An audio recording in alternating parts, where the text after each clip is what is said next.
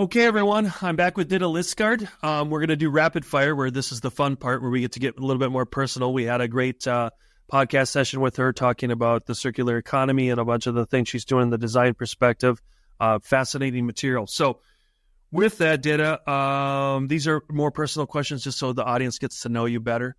What are you reading or listening to right now that you think would be inspirational for the audience? I am reading Benjamin Labatut, When We Cease to Understand the World, which I think is super interesting. Of sort of like a deep dive in sort of our scientific paradigm, but at the same time also a bit of, well, at least history turned fiction. So quite interesting in that regard. And what else am I reading at the time? I'm rereading Thomas Mann, The Magic Mountain, because I think there's also just a lot of sort of good stuff coming from our literature sort of tradition, the German literature tradition in that sense. And then my favorite at the time being Andrea Wulf, which is an author. I discovered her randomly at the Barnes & Noble on Union Square like 8 years ago or something, when she had done this book called Views of Nature by Alexander von Humboldt, which then I didn't know at the time, but he's the coolest old Prussian scientist. And she recently did a new book on the sort of German romantic literature heroes, which I think is also super, super interesting and sort of goes to the sort of questioning all of the things we take for granted. They have these sort of things where it's at the same time as the Brits are industrializing everything, and they're sort of saying, but wait, they forget that we have emotions, and it's also about feeling good and enjoying yourself and stuff like that, which I think is an interesting perspective to be mindful of in terms of where we are today. Okay. If you could meet any person for dinner, who would it be and why?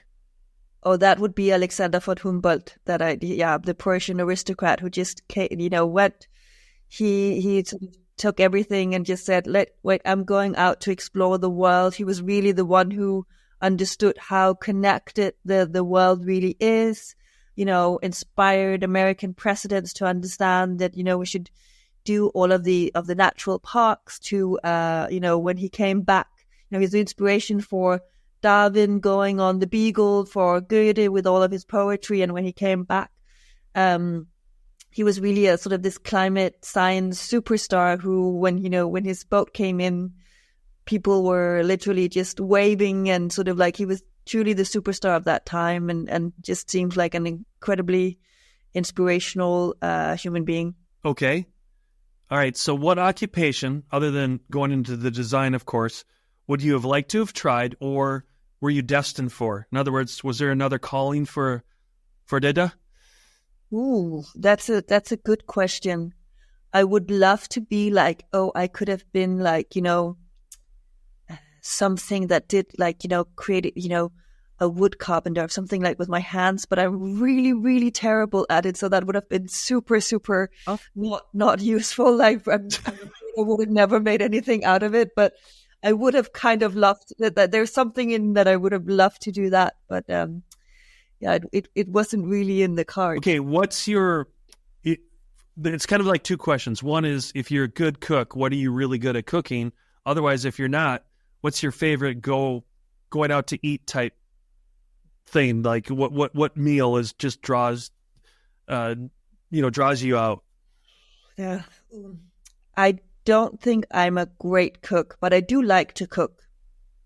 But then it has to be like these types of thing that takes a while. So it's like a bit of a thing, and you can sort of like start cooking it. So it has to be something that, that simmers for quite a while, because then you get the full value out in 4 hours, while it kind of, it's as much about, sort of the feel good feeling of, sort of like, you put it over, and then in 5 hours it will be ready. So it'd be that type of thing. But there is also a fair amount of Thai food and Indian food and that type of takeaway going on as well. What's the best advice you've ever been given? Learn to say, what the heck? Like, sort of just let go of things. Failure is a key part of succeeding, so we all need to experience it and And the best way to do that is not to, stay too long in it. I think we tend to sort of be our worst. Good answer. Hey, Ditte, what skill do you think everyone should have? The power of imagination. So imagining things that are good not. One. All right, last one. What is your guilty pleasure in life? I think there's quite a lot. I must say I really enjoy traveling. Wine is also one. Netflix from time to time, definitely for sure as well. And sort of like you get on the binge kind of thing. I think there's probably a long list of things that, I forgot. I want to ask you one more, then we'll sign off. What would you like to do if and when you retire? So I don't per se imagining sort of like retiring completely, but sort of, living maybe part-time on the island of Bornholm in Denmark, and sort of, having this mentoring, doing things that make sense, but not too much of it, and also just having a lot of time to just be present with family, friends, myself. I'm extremely good at, enjoying a good book for hours and hours. So I think having all of that opportunity, but I hope that it can be this sort of balance continuously, where it's not sort of you work really, really hard for a couple of decades and then it's retirement completely, but it can be sort of, a balancing act. Well stated. Thank you again for coming on today. And that basically wraps up our rapid fire. So thanks a lot, Ditte.